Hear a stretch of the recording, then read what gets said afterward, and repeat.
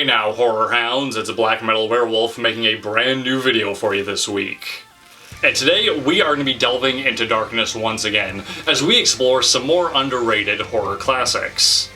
Now I think every horror fan can agree that the golden age of the genre is long behind us. The very best horror movies came out decades ago. But as we pass into the new millennium, horror never stopped. There's no doubt that the modern era of horror isn't the best. But even with that being said, there have still been some very good movies that have come out over the past 25 years that have just gone unrecognized because they've been buried beneath all of the slop. So that's what we're going to be doing today. We are going to be acknowledging some of those underappreciated classics from the modern era.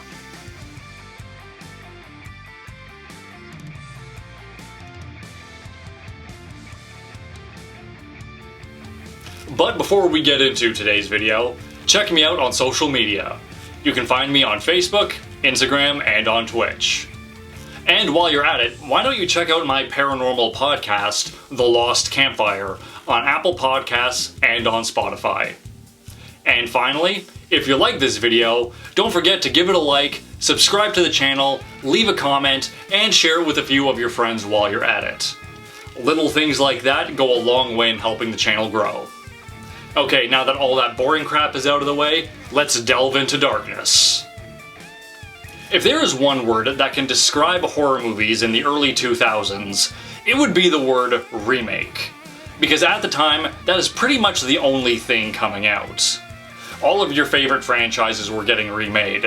Halloween, Friday the 13th, A Nightmare on Elm Street, The Omen, Dawn of the Dead. Remakes were everywhere. And it got to the point where the word remake just became a dirty word for horror fans. And I think we can all understand why. Most of these remakes weren't very good, and it just went to show that these studios would rather get their greedy little coin-clipping hands on someone else's property and rehash it, opposed to, I don't know, doing something creative and betting on a new idea. Now granted, a lot of the remakes are really bad, but there were some that came out that were actually pretty good. For example, I really like Rob Zombie's Halloween. But among all of those remakes, one came out that a lot of people didn't seem to notice or really care about, and that was the Crazies. For those of you who don't know, The Crazies is a 2010 remake of a George Romero movie of the same name that came out in the early 70s. Now, I know a lot of people hear the name George Romero and automatically assume zombies, but this isn't a zombie movie, although I would consider it zombie adjacent. Instead of this movie being about undead cannibalistic freaks taking over the world, this takes place in a small town in Middle America, and the people have been exposed to a chemical called codename Trixie. And after they've been exposed to it, they start acting a little funny.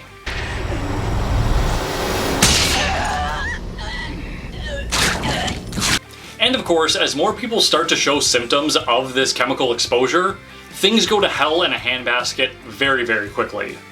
But don't worry, because the military is here to clean things up the only way they know how.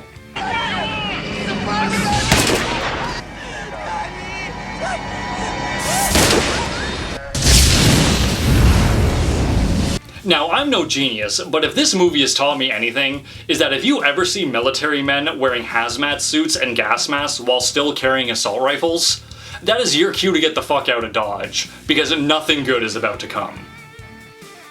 One of the main things that I like about this movie is that the main characters are trying to survive while being assaulted from both sides. On one side, you have town folks who are going crazy because they've been exposed to this chemical that is turning them into murderous psychopaths. And on the other side, you have the United States military that is doing whatever they can to contain this, which means everyone has to die. So it's like, it's you're damned if you do, damned if you don't situation. You try to go out on your own, you're gonna run into the psychos. You go to the military, they're gonna shoot you dead. There's no way out of this. And I think a lot of people can relate to this movie, because so many people just live in regular small towns all across whatever country you live in. And can you imagine if for some reason your town was exposed to some weird chemical, next thing you know the military is banging on your door, and next thing you know those people are just rounding you up and shooting you like dogs? That's a scary thought that could actually happen in real life. Maybe not chemicals that make people crazy, but you never know. It makes you think, could I escape and survive? Would I end up getting contaminated? Or would I end up just getting round up and shot? You just don't know. No, I'm not going to sit here and tell you that this is a perfect horror movie, because it's not. There are some scenes that go on a little too long, and there is one hunk of the movie that I think could have been cut completely. But regardless, I still think it is a very enjoyable horror movie, especially for a remake at the time. When so much garbage was coming out, this one came out and it was actually quite decent and I enjoyed it. Now let's talk about the Wrong Turn series. This series is the definition of grade A slop. Yes, they're low budget and they're stupid and silly and the acting isn't very good, but they're still enjoyable. But there is one main problem with the Wrong Turn series, and that is, if you've seen one of them, you've seen all of them. They basically all have the exact same plot. People go into the backwoods of the United States, where they encounter inbred, cannibalistic, murderous hillbillies. And that's pretty much it. Now don't get me wrong, it's a fun idea, but they've ran that idea so much into the ground that it's gotten very, very repetitive. It doesn't matter if you watch the first one, or the fourth one, or the third one, you're pretty much getting the same shit.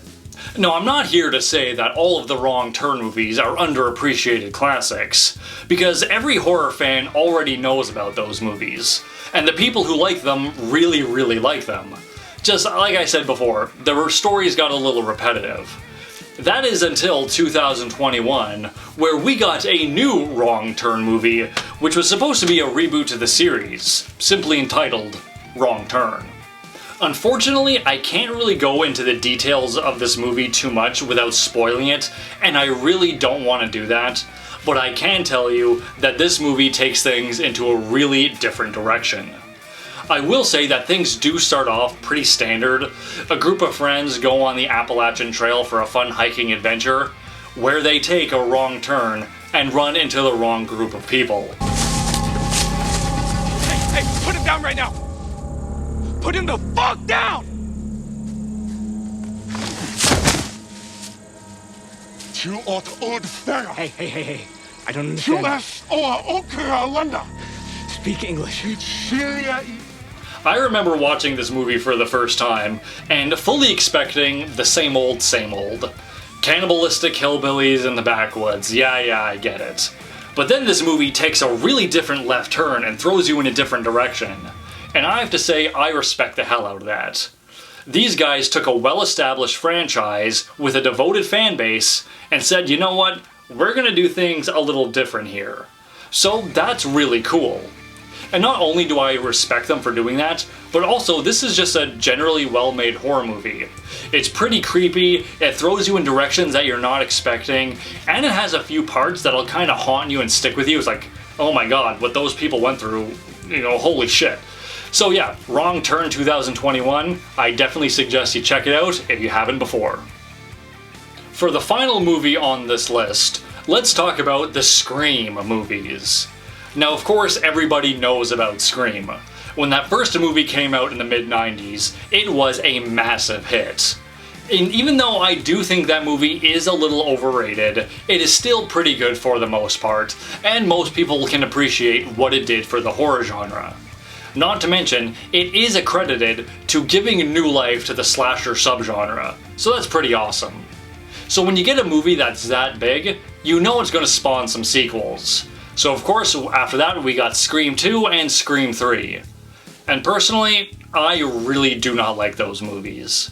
I watched them, I thought they sucked, the endings were predictable that you can see coming from a mile away. They were too jokey and funny, just for the most part I thought, you know, after watching Scream 2 and Scream 3, I was like, I'm pretty much done with this franchise. And I remember I was in high school when Scream 4 came out, and so many people I knew were like, man, are you gonna go see Scream 4? And I was like, no, Scream 2 and 3 sucked. I'm not wasting my time and money to see another piece of shit. So I totally ignored that it existed and just went on with my life. Well, about 2 years ago, I finally sat down and watched Scream 4. And you know what? That movie's fucking awesome! So when it comes to Scream 4, I don't really have anything deep or philosophical to say about it. I think it's just a very well-made slasher movie. When it came to 2 and 3, I thought they were way too jokey and on the nose with the horror parodies. It's like every time they did something, they had to give you a wink and a nudge saying, hey, remember when other horror movies did this? Whereas this movie, it felt like they were just trying to make a good slasher movie, and it wasn't trying to be a parody. Like the first Scream, there were some winks and nudges, but it wasn't over the top, whereas 2 or 3, yeah, way over the top. This one is just a well-made slasher flick.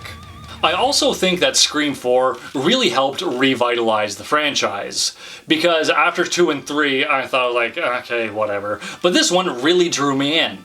It had good production value, it had a good story, new characters that I really liked, and a twist ending that I didn't really see coming. So yeah, I watch this movie on a pretty regular basis now, because it's a fun slasher to actually watch. Unfortunately, things did not go well after Scream 4, because we got 5 and 6, which were dog shit, but at least we can still watch 1 and 4 and still enjoy those movies. So those are just 3 movies from the modern era that I personally think are underrated classics. But now, of course, I want to get your guys' opinion on all of this. Do you agree with me that these movies are underrated classics? Or do you think that these movies are just some of the slop that came out that shouldn't be appreciated? Let me know down in the comment section. And while you're down there, let me know what other movies from the modern era that you feel are underappreciated classics. I would like to know, and I'm sure other horror fans would like to know as well. So that's it for today's video. And thank you so much for sticking around till the very end. I really appreciate it. And I can't wait to see you guys in the next video. Oh, and don't forget to stay horrific.